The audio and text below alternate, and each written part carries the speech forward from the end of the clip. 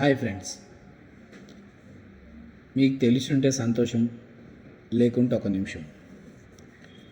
ప్రియమైన మిత్రులారా, చరిత్రలో ఒక ప్రశ్న ఎప్పుడూ మనల్ని వెంటాడుతుంది. ఒక సాధారణ వ్యక్తి ఎలా కోట్లాది మంది ప్రజలను ఆలోచనలు మార్చగలడు? ఎలా ఒక దేశం మొత్తం తన వెనకాల నడిపించగలడు? ఈ ప్రశ్నకు సమాధానం తెలుసుకోవాలంటే మనం అడాల్ఫ్ హిట్లర్ అనే వ్యక్తి ఎదుగుదలను అర్థం చేసుకోవాలి. మొదట ఆయన చేసిన పని ప్రజల లాజిక్ని కాదు, భావోద్వేగాలను టార్గెట్ చేయడం. హిట్లర్ ప్రజలను ఆలోచింపజేయనీయలేదు, అతను వాళ్లను అనుభూతి చెందేలా చేశాడు. మీరు దేశభక్తులైతే నన్ను అనుసరించండి అలాంటి నినాదాలతో ప్రజల్లో గర్వం, కోపం, భయం ఈ మూడు భావాలను కలిపి ఒక రాజకీయ ఆయుధంగా మార్చాడు. మనిషి భావోద్వేగంలో ఉన్నప్పుడు ప్రశ్నలు అడగడు, అదే హిట్లర్కు పెద్ద ఆయుధం. తర్వాత ఆయన చేసింది ఆలోచనలపై దాడి.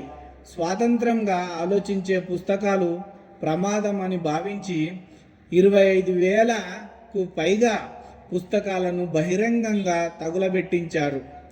సైకాలజీ, ప్రజాస్వామ్యం, స్వేచ్ఛ గురించి చెప్పిన పుస్తకాలను, జ్యూస్ రచయితల రచనలు అన్నీ నిషేధించాడు. ఎందుకంటే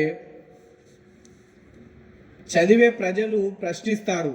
ప్రశ్నించే ప్రజలను నియంతలు భయపడతారు. మూడో పద్ధతి, ఒక తప్పుడు శత్రువును సృష్టించడం. జర్మనీ ఎదుర్కొంటున్న ప్రతి సమస్యకు యూదులే కారణమని ప్రచారం చేశాడు.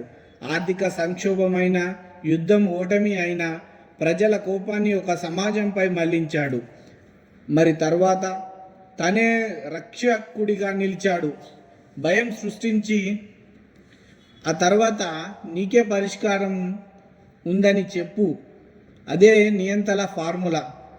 తర్వాత ఆయన మీడియా మరియు విద్యను తన నియంత్రణలోకి తీసుకున్నాడు. రేడియోలో వినిపించేది ఒకే గొంతు, హిట్లర్ గొంతు. వార్తాపత్రికల్లో కనిపించేది ఒకే కథ, హిట్లర్ గొప్పతనం. యూనివర్సిటీల్లో కూడా భిన్న అభిప్రాయాలకు చోటు లేకుండా చేశాడు. ప్రజలు ఒకే కథ వింటూ ఉంటే అది నిజమని నమ్మడం ప్రారంభిస్తారు.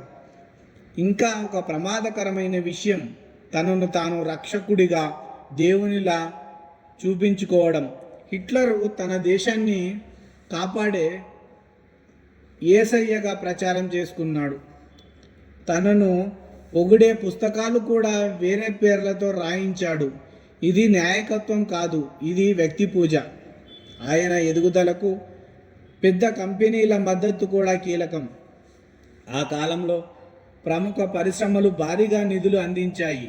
రాజకీయ శక్తి, కార్పొరేట్ డబ్బు కలిసినప్పుడు ప్రజాస్వామ్యం బలహీనపడుతుందని చరిత్ర చూపించింది.